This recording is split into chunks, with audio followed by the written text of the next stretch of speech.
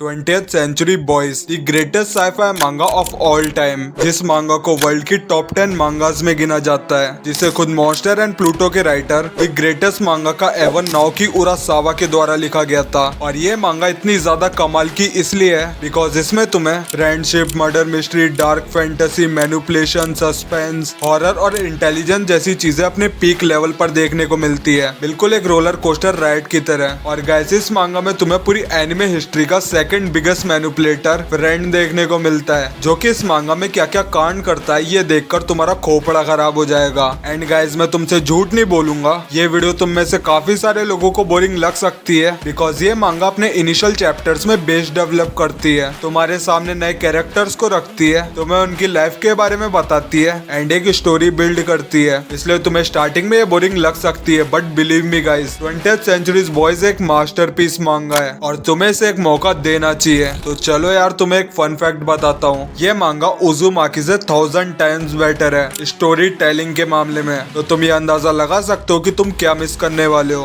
Well, hello family, मेरा नाम है निखिल और तुम्हारा स्वागत है 20th सेंचुरी बॉयज के फर्स्ट पार्ट में, जहाँ आज की इस वीडियो में हम टोटल 4 चैप्टर्स को कवर करेंगे। बाकी हाँ, पहले वाले चैनल को लेकर थोड़े लफड़े हो गए थे और अगर तुम जानना चाहते हो तो पिन कमेंट को पढ़ लेना। और हाँ, आपसे 20th सेंचुरीज बॉयज की वीडियो इस चैनल के ऊपर आएगी, तो टाकू ब्रेन चैनल को सब्सक्राइब कर लेना अगर अब तक सब्सक्राइब नहीं करा हो तो। बाकी स्टार्ट करते हैं।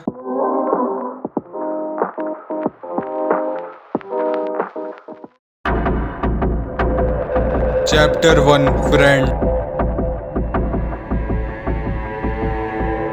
वेल गाइस, मांगा की स्टार्टिंग में हमें एक स्कूल का सीन दिखाया जाता है जहाँ पर लंच टाइम के दौरान सभी बच्चे अपने मील को एंजॉय कर रहे होते हैं और बैकग्राउंड में एक म्यूजिक भी चल रहा होता है। ठीक तभी सीन शिफ्ट होता और हमें एक लड़की दिखाई जाती है जिसे कि किडनैप किया गया होता है। और जिस इंसान ने उस लड़की को किडनैप किया होता है वो डिस्क में एक दूसरा सॉन्ग प्ले करता है, बट स्कूल में कुछ भी नहीं होता और सब कुछ पहले की तरह एकदम नॉर्मल था। और ये देखकर उस किडनैपर का खोपड़ा खराब हो जाता है कि आखिर उसके सॉन्ग चेंज करने के बावजूद भी कुछ हुआ क्यों नहीं, मानो जैसे कि वो किडनैपर कुछ बहुत ज्यादा बुरा होने की उम्मीद कर रहा हो। देन सीन शिफ्ट होता और हमें न्यूयॉर्क के ह्यूमन हेडक्वार्टर का सीन दिखाया जाता है जहाँ पर ऑडिटोरियम के स्टेज पे खड़ा हुआ आदमी बहुत सारे लोगों के सामने स्पीच दे रहा होता है कि कैसे ह्यूमन सिविलाइजेशन ने इन 100 सालों में इतनी भयानक सिचुएशन का सामना करा, न्यूक्लियर अटैक को सहा, वर्ल्ड वॉर को सहा और उन्होंने कैसे इंसानियत के ऊपर मंडरा रहे सबसे बड़े खतरे को पार कर लिया। जिसके बाद वो पर्सन जिसने की पूरी इंसानियत को खत्म होने से बचाया वो इन सभी लोगों के सामने आता है। देन सीन शिफ्ट होता और हमें एक लड़की दिखाई जाती है जो कि सोते हुए एक झटके से उठती है, मानो ऐसे जैसे कि उस लड़की ने बहुत ज्यादा बुरा सपना देखा था। और वो लड़की अपनी खिड़की की तरफ बढ़ते हुए ये सोचती है कि कुछ भी हो बट वो चीज नहीं। और हमें एक बहुत ज्यादा बड़ा मॉन्स्टर दिखाया जाता है जिसकी आंखें रात के अंधेरे में चमक रही होती है। देन सीन शिफ्ट होता है और हमें हमारी स्टोरी का मेन प्रोटैगोनिस्ट केंजी दिखाया जाता है जो कि अपनी बूढ़ी मॉम के साथ मिलकर एक मिनी मार्ट चलाता है। और हम देखते हैं कि केंजी की पीठ पर एक छोटा सा बच्चा होता है जिसे लेकर उन दोनों माँ बेटे के बीच में अक्सर लड़ाई हुआ करती थी, क्योंकि केंजी की मॉम को ये लगता था कि इस बच्चे का कोई भी बाप नहीं है और ये बच्चा एक अनवांटेड चाइल्ड है, यानी कि केंजी की सिस्टर की नाजायज औलाद, जिसे कि उसने उनके सर फेंक दिया। बट अपने केंजी का ये मानना बिल्कुल भी नहीं था। केंजी अपनी मॉम से बोलता है कि पक्का उसकी सिस्टर की कोई ना कोई प्रॉब्लम रही होगी, इसलिए उसने अपनी बेटी काना को उनके पास दिया है और उसे इस बात पर पूरा यकीन है कि कभी ना कभी उसकी बहन काना को लेने के लिए वापस जरूर आएगी। बट अनफॉर्चुनेटली उसकी बहन का उस दिन के बाद से कुछ भी अता पता नहीं था, इसलिए केंजी ने पुलिस में अपनी बहन की सर्च रिपोर्ट भी लिखा दी थी। बट अब तक उसकी बहन का कुछ भी अता पता नहीं था। और जब ये दोनों माँ बेटी की जोड़ी झगड़ रही थी, ठीक तभी वहाँ पर पुलिस वाले आ जाते हैं और वो केंजी से उसके स्टोर के बारे में कुछ सवाल जवाब करते हैं। पुलिस वाले केंजी से पूछते हैं कि क्या वो लोग अभी भी होम डिलीवरी करते हैं। इस पर केंजी उन पुलिस वालों को ये बताता है कि वो सिर्फ ओल्ड कस्टमर को होम डिलीवरी करते हैं। जिसके बाद पुलिस केंजी से प्रोफेसर शिकिशिमा के बारे में पूछती है और केंजी को ये याद आता है कि प्रोफेसर शिकिशिमा, जिनका घर बहुत ज्यादा अजीब है और उनके पूरे घर में हर जगह मशीनों के ब्लूप्रिंट एंड अजीब और गरीब गैजेट पड़े रहते हैं। एंड केंजी उन पुलिस वालों को ये भी बताता है कि उसने प्रोफेसर शिकिशिमा के घर पे 2 हफ्ते पहले डिलीवरी की थी। फिर केंजी उन पुलिस वालों से ये पूछता है कि आखिरकार प्रोफेसर शिकिशिमा के साथ हुआ क्या है। इस पर वो पुलिस ऑफिसर केंजी को ये बताते हैं कि शिकिशिमा और उसकी पूरी फैमिली मिसिंग है। और अपना केंजी पुलिस वालों की इन सभी बातों को सुनकर कम्प्लीटली शॉक और दुखी हो जाता है, क्योंकि केंजी ने अब तक शिकिशिमा से अपने सामान के पैसे नहीं लिए थे। और ये सब चीजें होने के कुछ समय बाद केंजी खुद प्रोफेसर शिकिशिमा के घर जाने का डिसाइड करता है। बट ठीक तभी केंजी को रास्ते में उसके बचपन का दोस्त मिलता है जो कि एक फैंसी स्टोर का मालिक था और ये दोनों एक पार्टी को लेकर आपस में बात करने लगते हैं जो कि थी इनके दोस्त क्रियोन की वेडिंग पार्टी। और ये दोनों अपने पास्ट को याद करते हैं कि कैसे बचपन में इन दोनों ने मिलकर क्रियोन के छोटे हाथी पर एक मेंढक बना दिया था। अब छोटे हाथी से मेरा मतलब क्या है ये तो तुम समझ गए होगे। और ये दोनों कमीने इस बात को याद कर हंसने लगते हैं कि क्या होगा कि अगर क्रियोन के हाथी पर अभी भी वो मेंढक बना होगा तो क्रियोन की वाइफ की शादी वाली रात को क्या हालत होगी। और अपने दोस्त के साथ इतनी सारी बकैती करने के बाद केंजी फाइनली प्रोफेसर शिकिशिमा के घर पर पहुंच जाता है। बट एज ऑफ कोर्स वहाँ पर काफी देर खड़े रहने के बाद भी उसे कोई जवाब नहीं मिलता, इसलिए केंजी फाइनली अपनी बॉटल्स को लेकर प्रोफेसर शिकिशिमा के घर से चला जाता है। बट ठीक तभी केंजी की नजर दीवार के ऊपर बने हुए एक सिंबल पर जाती है। यहाँ पर अपने केंजी को यह सिंबल थोड़ा सा फेमिलियर लग रहा था और वो याद करने लगता है कि आखिर उसने इस सिंबल को कहाँ देखा था। ठीक तभी हमें केंजी के पास्ट की मेमोरी दिखाई जाती है जब केंजी एक बच्चा था और कैसे केंजी और उसके दोस्तों ने मिलकर एक सीक्रेट बेस बनाया था और उन सभी का मिशन था इस दुनिया को बुराई से बचाना, बिल्कुल हर एक छोटे निब्बे की तरह। बट ठीक तभी उन सभी का एक दोस्त ओचो उन सभी की दोस्ती का एक सिंबल बनाता है और ये बोलता है जो भी इस सिंबल को जानेगा वो एक सच्चा दोस्त होगा। और ठीक तभी स्टोरी फिर से एक बार प्रेजेंट में आती है और हम केंजी को देखते हैं जो कि अभी भी उस सिंबल को देखे जा रहा था। बट अनफॉर्चुनेटली इतनी देर सोचने के बाद भी उसे कुछ भी याद नहीं आता और सीन फिर से न्यूयॉर्क के हेडक्वार्टर पर शिफ्ट होता है जहाँ पर सभी लोग उस इंसान से मिलने का इंतजार कर रहे थे जिसने पूरी इंसानियत को बचाया था और इंसानियत के नए दौर में कदम रखने में हेल्प की थी। और ठीक तभी अंधेरे में से वो आदमी सामने आता है और वहाँ खड़े सभी लोग उस आदमी को फ्रेंड कहकर पुकारने लगते हैं और सभी लोगों की नजर उस मिस्टीरियस इंसान के ऊपर होती है मानो जैसे कि वो इंसान कोई भगवान हो। और ठीक तभी वो मिस्टीरियस आदमी एकदम से हवा में उड़ने लगता है जिसे देखकर वहाँ खड़े सभी लोग कम्प्लीटली शॉक हो जाते हैं और हम देखते हैं कि उस बंदे के पैरों के नीचे भी वही सिंबल होता है। Chapter 2 karaoke. हम देखते कि इस समय हर जगह एक वायरस के बारे में खबर आ रही होती है जिसके लगने पर बॉडी में से सारा खून बाहर आ जाता है। और हम देखते कि पुलिस को एक 24 साल के लौंडे की बॉडी मिलती है जो कि इंजीनियर स्कूल से ग्रेजुएट था और उसकी बॉडी से सारा खून बह चुका था। बट सबसे ज्यादा सरप्राइजिंग बात तो ये थी कि उस लड़के की पूरी बॉडी के ऊपर कहीं पे भी चोट का निशान नहीं था, इसलिए पुलिस वालों को इस बात पर शक था कि ये लड़का भी इस वायरस का शिकार हुआ होगा। जिसके बाद सीन शिफ्ट होता है और हमें हमारे मेंढक यानी कि क्रियोन की शादी का सीन दिखाया जाता है जहाँ पर केंजी और केंजी के सारे दोस्त मौजूद होते हैं और क्रियोन अपनी वाइफ के साथ अपने सारे दोस्तों से मिलने आया होता है जहाँ पर क्रियोन की वाइफ को देखकर उसके सारे दोस्त शॉक हो जाते हैं जहाँ इन सबके बीच में काफी सारी बातें होती है। देन क्रियोन अपने दोस्तों को जलाने के लिए बोलता है देखो मेरी वाइफ कितनी ज्यादा खूबसूरत है, मानो ऐसे जैसे कि कोई स्वर्ग की अप्सरा जमीन पर उतर आई हो। और वो अपने दोस्तों से ये भी बोलता है कि अब उन सबको भी शादी कर लेनी चाहिए क्योंकि वो सभी लोग अब धीरे धीरे बूढ़े हो रहे थे। और क्रियोन अपने दोस्तों के जले पर नमक छिड़क कर वहाँ से चला जाता है। बट क्रियोन के वहाँ से जाते ही उसके हरामी दोस्त उसका मजाक उड़ाने लगते हैं कि क्या क्रियोन खुद का अब एक फ्रॉग एम्पायर बनाने वाला है। और इससे उन सभी को अपने बचपन की याद आने लगती है कि कैसे क्रियोन बचपन में मेंढकों का राजा बना करता था और वो लोग एक दूसरे के ऊपर टॉय बुलेट से फायर करते थे। और उनके गेम का एक रूल था जहाँ पर 10 शॉट लगाने पर 10 शॉट लगने पर उन्हें 10 बार आई एम डेड कहना होता था। और ये सभी लोग अपने बचपन को याद कर बहुत ज्यादा खुश थे। और ठीक तभी केंजी एक पेपर पर उस सिंबल को ड्रॉ करता है जो उसने प्रोफेसर शिकिशिमा के घर पर देखा था और वो अपने दोस्तों से सिंबल के बारे में पूछता है। और ठीक तभी वहाँ पर एक बुढ़िया आ जाती है जिसके अकॉर्डिंग वो लगभग 50 सालों से लेकर अब तक लोगों के रिश्ते करा रही थी। और वो बुढ़िया केंजी को एक लड़की की पिक्चर दिखाते हुए कहती है कि अगर तू चाहे तो ये बड़े संतरे वाली लड़की तेरी हो सकती है, राजा जी। बस तुझे अपने बहन के लौंडे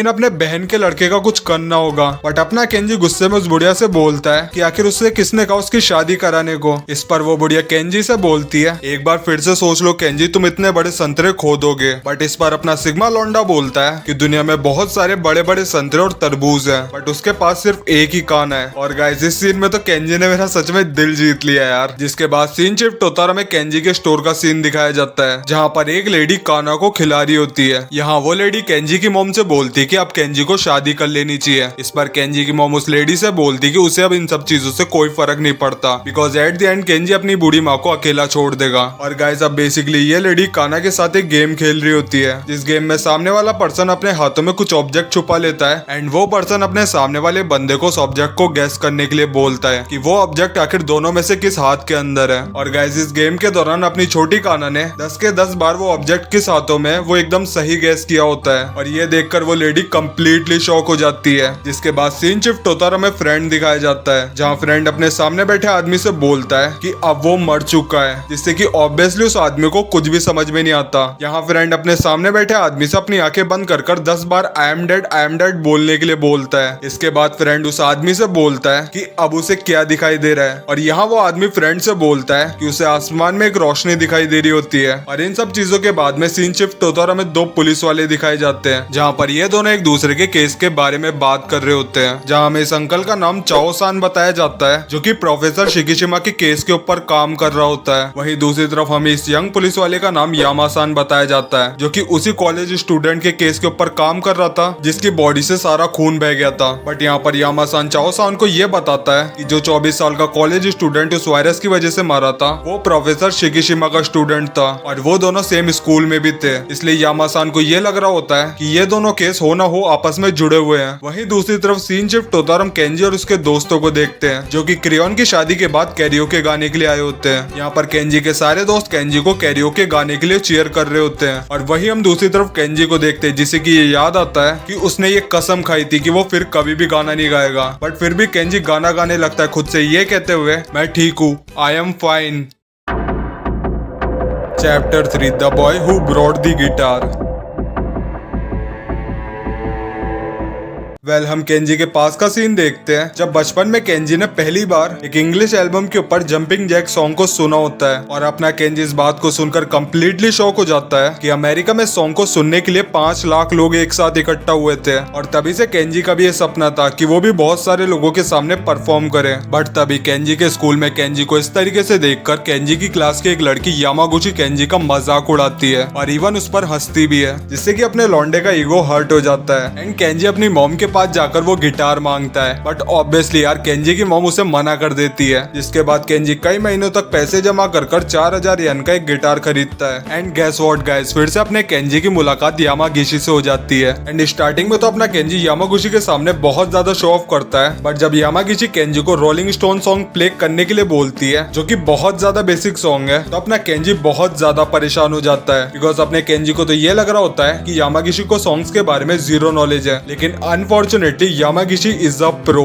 एंड बाद में यामागिशी केंजी को ये बताती है कि जंपिंग जैक सॉन्ग प्ले करने के लिए उसे एक पोक गिटार की जरूरत है। एंड इस समय केंजी के पास जो गिटार होता है वो था क्लासिकल गिटार, बेसिकली बिगिनर वाला। एंड यामागिशी की इन सभी बातों को सुनकर अपने केंजी का खोपड़ा खराब हो जाता है, बिकॉज अपने केंजी को इस बारे में घंटा कुछ मालूम नहीं होता कि गिटार्स में आखिर इतनी वेराइटी भी होती है। जिसके बाद हमें टाइम स्किप देखने को मिलता है, जब अपना केंजी हाई स्कूल में था और उसने अभी अभी बैंड को ज्वाइन करा था। एंड या इस समय केंजी के हाथ में होता है इलेक्ट्रिक गिटार। एंड हम देखते कि केंजी अपने दोस्त स्पाइडर के साथ बैठकर सुट्टा फूक रहा होता है। एंड यहाँ पर केंजी स्पाइडर से उसके न्यू सॉन्ग के बारे में पूछता है। एंड इस पर स्पाइडर केंजी को ये बताता है कि उसके पास अभी कोई भी अच्छा गिटारिस्ट नहीं है। एंड इस पर केंजी स्पाइडर को खुद का नाम सजेस्ट करता है, ये कहते हुए कि वो भी एक बहुत ज्यादा अच्छा गिटारिस्ट है। But as expected spider Kenji को इग्नोर कर देता है। बट केंजी के बार बार पूछने पर स्पाइडर केंजी से बोलता है कि आखिर उसके बैंड में रहने का मकसद क्या है। इस पर केंजी स्पाइडर को ये बताता है कि उसका ये सपना है कि वो जापान के सबसे बड़े स्टेज पर लाखों लोगों के सामने परफॉर्म करे। बट स्पाइडर के केंजी से ये पूछने पर कि क्या वो इस चीज को लेकर सीरियस है, केंजी स्पाइडर को सिंपली मना कर देता है। बट यहाँ पर स्पाइडर केंजी से बोलता है कि वो वहाँ पर जाने की पूरी कोशिश करेगा। और गाइस अपना लौंडा जैसा बोलता है वैसे करके भी दिखाता है, बिकॉज 3 साल बाद स्पाइडर जापान के सबसे बड़े स्टेज पर परफॉर्म करता है। बट अपना केंजी वहीं का वहीं रह जाता है। देन सीन शिफ्ट होता और हम प्रेजेंट टाइम में आते हैं, जहाँ पर केंजी अपने स्टोर के आगे झाड़ू लगा रहा होता है। ठीक तभी यामागुची केंजी के स्टोर के आगे से गुजरती है, जो कि इस पॉइंट ऑफ टाइम तक मैरिड थी और उसके 3 बच्चे थे। और यहाँ इन दोनों के बीच में एक छोटी सी टॉक होती है, जहाँ यामागिशी केंजी को जाते जाते जल्दी से शादी करने के लिए बोलती है। और इसके बाद सीन शिफ्ट होता और हमें फ्रेंड दिखाया जाता है, जो कि बोलता है एक बहुत बुरी खबर है, ये दुनिया बहुत जल्दी खत्म हो जाएगी, पर जितने भी लोग यहाँ पर मेरे साथ हैं सिर्फ वही लोग जिंदा रहेंगे। और फ्रेंड की इन सभी बातों को सुनकर वहाँ खड़े सभी लोग फ्रेंड के नाम के नारे लगाने लगते हैं, मानो ऐसे जैसे कि फ्रेंड कोई इंसान नहीं बल्कि कोई भगवान हो।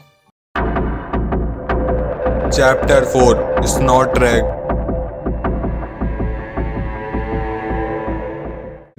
हमें इन सब चीजों के कुछ दिनों बाद का सीन दिखाया जाता है, जहाँ पर केंजी नॉर्मली अपने स्टोर का काम कर रहा होता है। ठीक तभी केंजी का दोस्त मारू दौड़ते दौड़ते केंजी की शॉप पर आता है और उसे आज का न्यूज़पेपर दिखाता है, जिसके अंदर लिखा था कि उनके बचपन के दोस्त डोंकी ने स्कूल की छत से कूदकर सुसाइड कर लिया था। इसके बाद केंजी को वो समय याद आता है जब वो डोंकी से पहली बार मिला था। गाइस, डोंकी काफी ज्यादा गरीब परिवार से था और उसके काफी सारे बहन भाई थे। जहाँ डोंकी की माँ पूरे दिन भर मेहनत किया करती थी और उनका हर दिन बस कपड़े धोने में निकल जाता था। वही डोंकी की नाक हमेशा बहा करती थी, जस्ट लाइक बोचैन। और डोंकी के पास एक गंदा सा टॉवल था जिससे कि वो अपना सिरडा पोछा करता था। और उस समय 2 भाई थे जो कि सभी बच्चों को परेशान किया करते थे। यानवो और मानवो अक्सर मिलकर डोंकी को कुत्तों की तरह मारा करते थे, डोंकी को उठाकर पटकने से लेकर उसकी कमर तोड़ने तक। यानवो और मानवो के लिए डोंकी उनका पंचिंग बैग था। एंड उस समय केंजी और उसके सभी दोस्त मीटिंग करने के लिए एक आइसक्रीम शॉप पर जाया करते थे, जिसे कि वो जीजी बाबा कहकर बुलाते थे। जहाँ पर जीजी एक बूढ़ा आदमी था, वही बाबा एक बूढ़ी औरत। बट अब वहाँ पर बाबा ही बची हुई थी और ये तीनों आइसक्रीम खाते हुए मस्ती कर रहे थे। बट ठीक तभी वहाँ पर डोंकी आ जाता है और डोंकी को अपने सामने देखकर केंजी और उसके दोस्त अपनी बाइसिकल लेकर वहाँ से भागने लगते हैं, बिकॉज उन्हें ये लग रहा था कि डोंकी अपनी नाक वाला तौलिया उनके ऊपर ना फेंक दे। बट भाई अपना लौंडा खाली नाम का ही डोंकी नहीं था, बिकॉज डोंकी की एक खूबी थी कि वो नंगे पैर हवा की तेजी से भागता था। और इसलिए केंजी और केंजी के दोस्त डोंकी से बचने के लिए भागते भागते ग्रेवल माइन तक पहुंच जाते हैं। बेसिकली एक ऐसी खदान जिसमें से मार्बल निकलते हो। और अब तो उस खदान में पानी भी भर चुका था। और इसी के साथ केंजी और उसके दोस्तों ने सुना था कि इस गड्ढे में 2 मीटर लंबा सांप रहता है। बट इस सब के बावजूद कि वो जगह कितनी ज्यादा खतरनाक है, केंजी और उसके दोस्त उस सांप को फिशिंग रॉड से पकड़ने का डिसाइड करते हैं। बट उनका एक दोस्त डर के मारे नीचे नहीं जाता है और ऊपर रहने का डिसाइड करता है। बट ठीक तभी वहाँ पर डोंकी आ जाता है अपने नाक वाले तौलिए के साथ। और केंजी का दोस्त चिल्लाने लगता है कि क्या वो उनकी बाइक चुराना चाहता है और वो डोंकी को खुद से दूर भगाने लगता है। एंड डोंकी उनकी बाइसिकल ना चुरा ले, इसलिए केंजी और मराओ जल्दी से ऊपर आने लगते हैं। बट ठीक तभी मराओ का पैर फिसल जाता है एंड समाओ ये दोनों पानी के अंदर गिर जाते हैं और मदद के लिए चिल्लाने लगते हैं। एंड अपने दोस्तों को इस हालत में देखकर योशितुने किसी बड़े को ढूंढने के लिए अपनी बाइसिकल की मदद से जाने लगता है। बट अनफॉर्चुनेटली उसकी भी बाइसिकल फिसल जाती है। बट ठीक तभी अपना डोंकी बॉय अपने जूते उतारता है और हवा की तेजी से घर की तरफ भागता है और वहाँ से रस्सी ले आता है, बिकॉज डोंकी को वहाँ पर कोई भी बड़ा आदमी नहीं मिला था। देन डोंकी जल्दी से रस्सी को एक पेड़ पर बांधता है और उसे मराओ एंड केंजी की तरफ फेंकता है। बट अनफॉर्चुनेटली उस रस्सी के छोटे होने की वजह से वो उन तक पहुँच नहीं पाती और इसलिए ना चाहते हुए भी डोंकी को अपना सेडा वाला रुमाल रस्सी से बांधकर उन दोनों की तरफ फेंकना पड़ता है। एंड अनफॉर्चुनेटली उन दोनों को केंजी के उस गंदे रुमाल को छूना पड़ता है। और इसी इंसिडेंट के बाद से केंजी और उसके सभी दोस्त डोंकी के साथ में बहुत ज्यादा अच्छे दोस्त बन जाते हैं एंड अपनी बाइसिकल को वहीं छोड़कर डोंकी के साथ भागने लगते हैं। जिसके बाद सीन शिफ्ट होता है, स्टोरी प्रेजेंट में आती है, जहाँ पर केंजी डोंकी के वेग पे जा रहा होता है। ठीक तभी उसे एक लेटर मिलता है जो कि डोंकी ने उसके लिए लिखा था। एंड उस लेटर में लिखा था कि केंजी आखिर तुम कैसे हो, काफी समय बीत गया हमें मिले हुए और प्लीज तुम मुझे माफ कर देना क्योंकि मैं तुम्हें अचानक से ये लेटर भेज रहा हूँ। बट क्या तुम्हें ये सिंबल याद है? और यही हमारा पार्ट 1 खत्म हो जाता है।